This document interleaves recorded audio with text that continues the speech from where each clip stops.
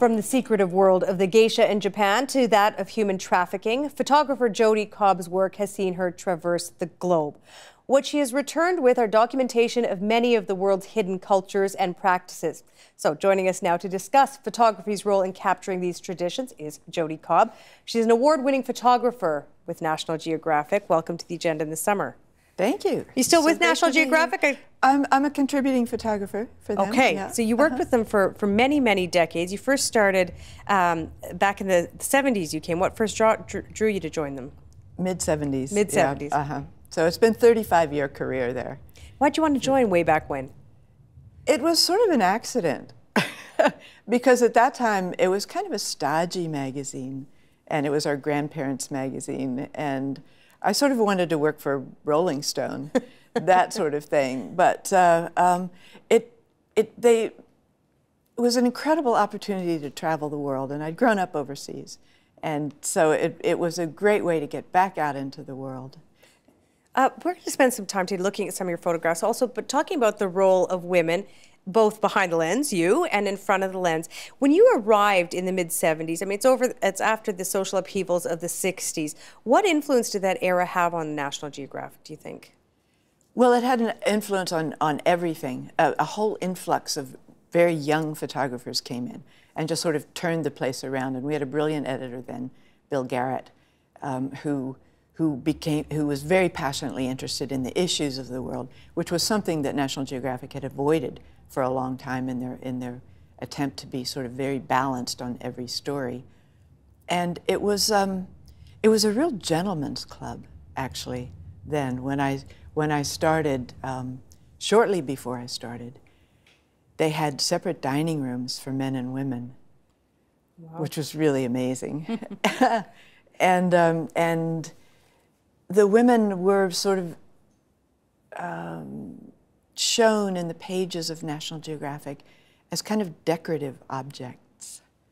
Meaning not having an active role sort of in society. Right. The men were always portrayed as doing things and being active, and the women were decorative. I remember one caption of a picture that said, "A pretty co-ed strolls the campus." And it was sort of that thing. So I made it my secret mission when I started then to photograph women doing things. The first woman jockey, coal miner, dock worker, that sort of thing. And you were the first, among the first women to join National Geographic? I mean, you were one of the first photographers that was a woman at that time for that magazine. I was the only woman on staff for my entire 35-year career. Wow.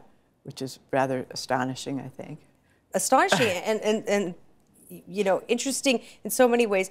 I mean, in almost inevitably every interview that I've read with you, this comes up, that you were a woman photographer, that you joined at a time when there weren't any others. Does that bother you, having your gender singled out? Well, it always seemed like an extra job to do. You know, it was sort of a hyphenated job, woman photographer. And I felt that I had to really prove myself all the time. I had to prove that I could do all the things that the men could do. And I became certified as a scuba diver. I was photographing aerobatic planes. I was whitewater rafting, trying to do adventure, sports, all the things that, you know, were typically considered things that the guys could do. And did you put that pressure on yourself, or was it people saying, you know what, Jodi, we're going to give this assignment to guy X, photographer X, because this isn't really something a woman could do? Well, it never occurred to me that I was a woman photographer. I mean, for me, I was a photographer, and I was just looking out at the world with my eyes, but it seemed that everybody else was looking at me and seeing woman first and photographer second. And it would always startle me when it was pointed out that I was a woman photographer, because it wasn't something I'd internalized. And let's talk about that. I mean, were there advantages to being a quote-unquote woman photographer? Well, that's what happened. I was kind of all over the place with my photography. I just didn't know who I was as a photographer. I didn't know my photographic identity and what I was good at, and I didn't have a chance to sort of figure out who I was, what I wanted to specialize in, as the men were doing. And then I got an assignment on the women of Saudi Arabia, and I realized that that was a story that could not have been done by a man. It could only be done by a woman. Because they wouldn't have access to the women of They Saudi would Arabia. not have been allowed to even meet a woman, let alone photograph her. So I realized that this was something that I was uniquely suited to do, but I also learned that it was something that I was very passionately interested in. I became very interested in the position of women in the world and their place in society around the world. Why? Because it resonated with me. Because I knew how I was and how I was treated and what my life was like and the freedoms that I had. And I would travel to these other countries and see the things that we would consider in the West, Western women would consider choices, career choices or life choices or husband choices or those things. And for me, the big shock was to realize that they didn't have those choices, that was not something in the vocabulary or in their tradition, arranged marriages, the chance to go to school, to get an education, to work, to become their own person was just not an option for so many women. And you went to Saudi Arabia, what year was that? It was in the early 80s. Early 80s. So this is a time, I mean, now we see more images coming out of Saudi Arabia. This is a time where the entire kingdom was very closed off to the outside world. So when you went there, I mean, did you pitch this? Did you come up with the narrative ahead of time? Oh, I just wanted to see what I could do. I mean, no tourists or journalists were allowed into the kingdom at that time, and it took a visa from the king himself to get in. So it was just floundering, you know, finding my way. I had to ask the permission of every woman that I photographed, and then she had to get permission from her husband or her father or her brother or even her son to, and most said no, 99% no, said no. So if the guy said no, you were out of luck. How'd you get in if journalists and stuff were, how'd you get your visa? Well, the writer was an American woman who was the first American woman to marry a Saudi man. And he was a very prominent man. He was King Faisal's best friend and was the Saudi ambassador to the United States. And very, very prominent family within Saudi Arabia. So she was the writer, and she got us the permissions and then used all her influence with the princesses to get us into the world of women, which she knew very well there. So it was through her influence. We're going to put up a photo that you took while you were there in just a minute. But what did you learn, Jodi, from photographing Saudi women? What did it teach you? Well, it taught me that I need to be careful when I bring my own Western eyes and Western opinions and attitudes to other cultures, and to put myself into other people's shoes more than I had been doing. Because I was really startled to find that a lot of the Saudi women that I talked to felt sorry for me. They thought that Western independent women had to work for a living, we had to support ourselves, we'd lost the bonds of family that would protect us, we had to drive ourselves. You know, all these things that, you know, sort of in my mind had been symbols of repression for them, that they thought were hardships for me. So that was a real eye-opener. Interesting. So they thought all what you would describe as freedoms were really a burden. Right, exactly. Interesting. Okay, let's put up this photo. What do you remember about this photo? We'll put it up in the monitor there. This was a Bedouin woman living in the desert. And the interesting thing to me was that the Bedouin women have a lot more freedom than the city women. Because in the cities, the religious police are really present everywhere, and they whip women's exposed body parts in the streets and things, and really sort of crack down on things that weren't considered Islamic. But in the desert, they weren't there. So the women had a lot more freedom. The women drove. They drove water trucks around, and they loved being photographed. So they also had to get permission from the guard. They didn't have to get permission from the man. No, they would hide me in their tent every time a man would go by. So the men didn't even know I was there. And then every time the man would pass by, they were stashing my cameras in baskets, you know, and every time a man would go by, they would pull the cameras out and start posing again. And what were you trying to portray in taking this image? I wanted to show how expressive the eyes are. And that even though the women were veiled, they still would wear the makeup and the kohl around their eyes, and they really used the eyes as a thing of beauty, and were very aware of that. One of the other big assignments that you did, you've done many in your career, but it was photographing the geishas in Japan. How did that assignment come about? Well, it was my project, and I had gotten a grant to photograph them, and National Geographic actually wasn't interested in publishing it. So I went on my own time, took a leave of absence, and no photographer had ever been inside their closed world before. So I was the first photographer to go in. I had no idea if I could do it when I went in. I knew one geisha and just went day by day by day into the geisha quarters, used the one geisha to introduce me to her friends, and it took 6 months over a 3-year period there to get inside their world. To get access to them. Because there's only like a few dozen left in the world, or a few hundreds of geishas left, right? When I was there were only 700. 700. Geisha there. And you wanted to get in because you wanted to show this culture that we know, subculture that we know so little about. What do you think the misconceptions we have about geishas are? Well, the thing that most people in the West think about geishas is that they're prostitutes. But when I got into their world and talked to the women and really learned the origins of the geisha tradition in traditional Japanese society, and when you look at the position of women in that traditional society, the role of the geisha started to make perfect sense. And they originated 250 years ago in the pleasure quarters of Japan because the lives of men and women were so separated. And the men would have their business meetings, and you know, they would plot wars and business deals and things were all done inside geisha houses. And the geisha sort of facilitated those conversations. They were like professional hostesses because the women were, when they were married in arranged marriages, then they were sort of confined to the home to raise the family. But the men were, you know, out into the world. Okay, I want to bring up 2 photos. These were done in 1993 is when these came out. This one, we think the first one is of lips, a close-up, a real tight shot of a geisha.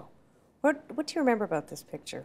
Well, it was actually a moment. I was inside a geisha house, and the geisha was getting ready to be made up for the evening's entertainment, and she was behind a screen, and she stepped out from behind the screen, and this incredible shaft of light just came right onto her face. And it turned out that it was the sun reflecting off of a car window that was parked across the street and then came shooting in. But it was like the hand of God came in and illuminated her face in the most beautiful way. So I was able to sort of get just, you know, a couple pictures of that. And for me, these sealed lips sort of symbolize the secrecy of their world, you know, that her lips are sealed about what happens in her entertainments. And it speaks to how closed off the culture is from the rest of the world. Okay, let's bring up another. This is called the Dance of the Ages, I think this one is called. What's this one say to you? This is in a parade of historical costumes. So it puts the geisha back into the era of 250 years ago when she first originated in Japanese culture. And it speaks to the beauty and the art and the perfection that the geisha tried to achieve. Her goal was to make herself into the image of the perfect woman, a living work of art. And that's what she spent her whole life doing, and that's how she made her place in Japanese society. As you said, I mean, you were the first one to ever take photographs of geishas. What did they think of the idea? Were they happy to do it? Were they pleased that someone wanted to come in and see what their lives were really like? Oh, yes, one was. The geisha who helped me the most had traveled a lot abroad, and she really didn't like the stereotype of Japanese as very closed, rigid society, and she wanted to show how warm their society really was, and so she invited me into her geisha house. One of the other big projects you were at, I think it was a human trafficking or slavery series that you did. This was for National Geographic as well. You went to many countries. Where'd you go? Oh, I went to 10 countries, from Nepal, India, Israel, Italy, Benin, Ghana, Thailand, Guatemala, Mexico. Slavery, human slavery and trafficking is everywhere now. Let's bring one of the photos off. This is from India back in 2002. This is a silk spinner. What does this say about human trafficking? Well, millions of kids are held in bondage in India, in debt bondage, and work on the silk and carpet looms. And they are held in intolerable conditions. They're without rest or pay, 14 hours a day working, and they just spend their lives that way until the illnesses that happen from these horrible conditions that they're held in overtake them, and they're not useful anymore, and then they're sort of sent back out. Okay, then this one's from Guatemala, part of the same series. Mm-hmm. Little baby in a box. Oh, this baby was at extreme risk of being trafficked into the illegal adoption trade, which is another form of trafficking. And for me, this picture became a symbol of the kind of poverty that can cause parents to think of their children as commodities to be bought and sold. Do you ever know what happened to the baby? I don't. You're photographing, I mean, bleak, difficult, sometimes illegal activity.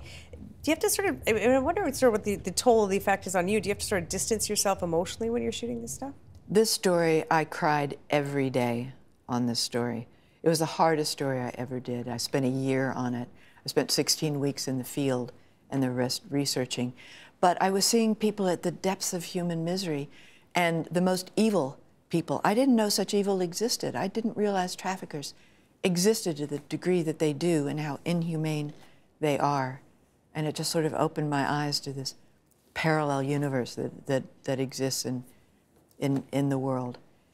And I knew that I couldn't help every single person that I photographed. I wanted to, but I knew I couldn't help in each situation. But I knew that 40 million people were going to be seeing these photographs in the pages of National Geographic.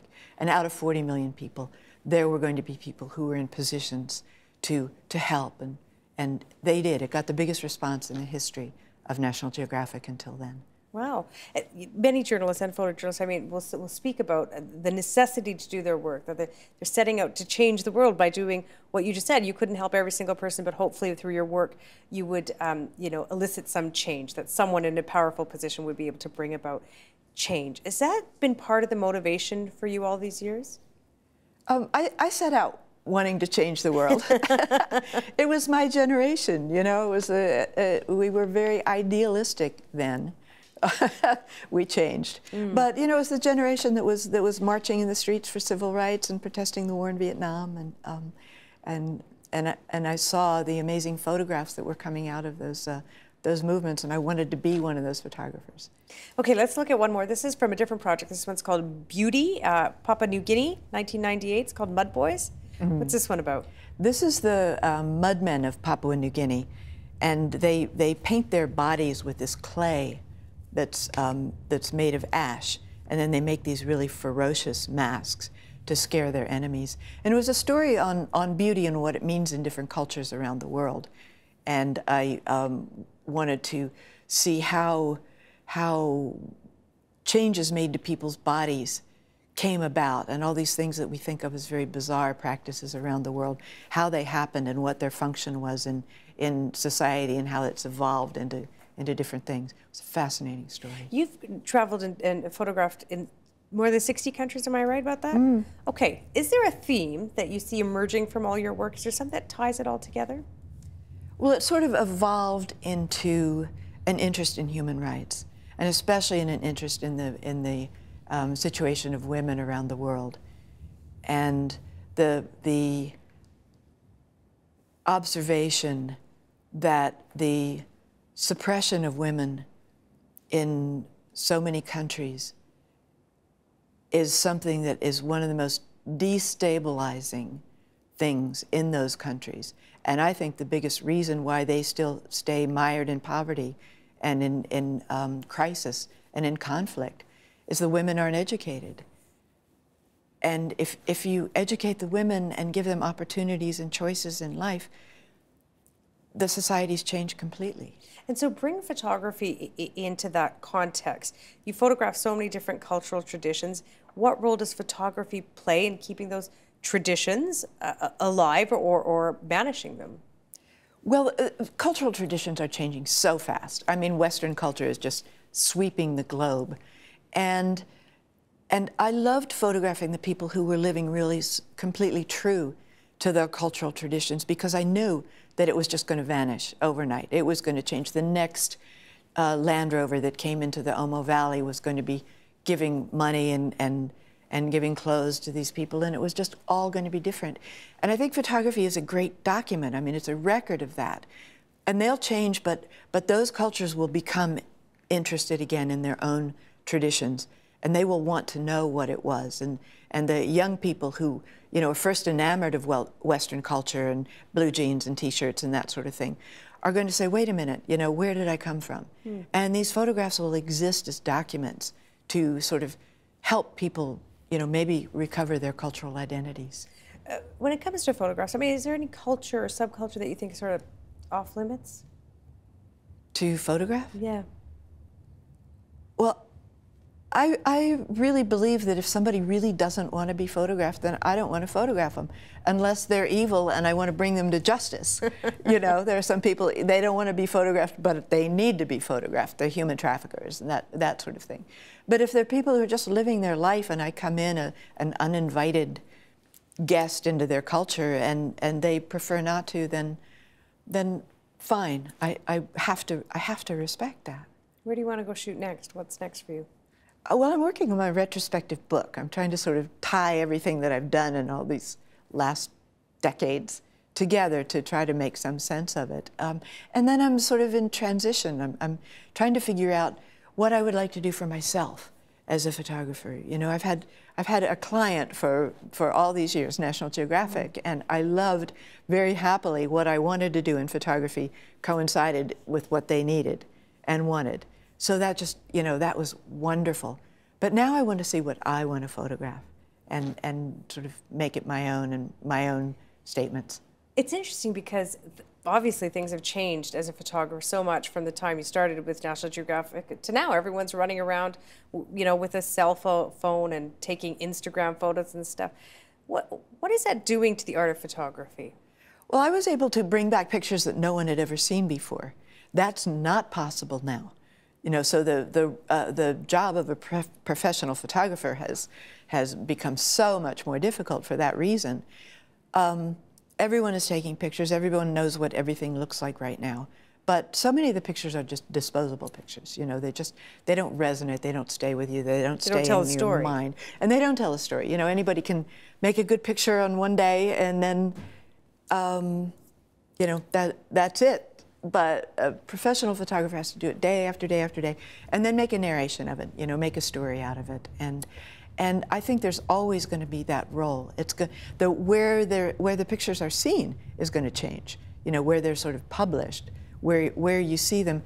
And I think the experience of a whole society seeing one photograph at once, as would happen in, you know, when it was seen in a magazine or a newspaper, front page of a newspaper.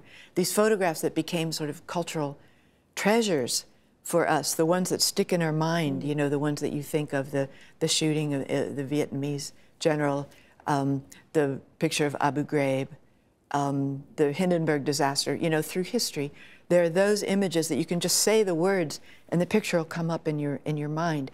That is much more difficult now because they're just being published everywhere, and people don't see them all at once and at the same time.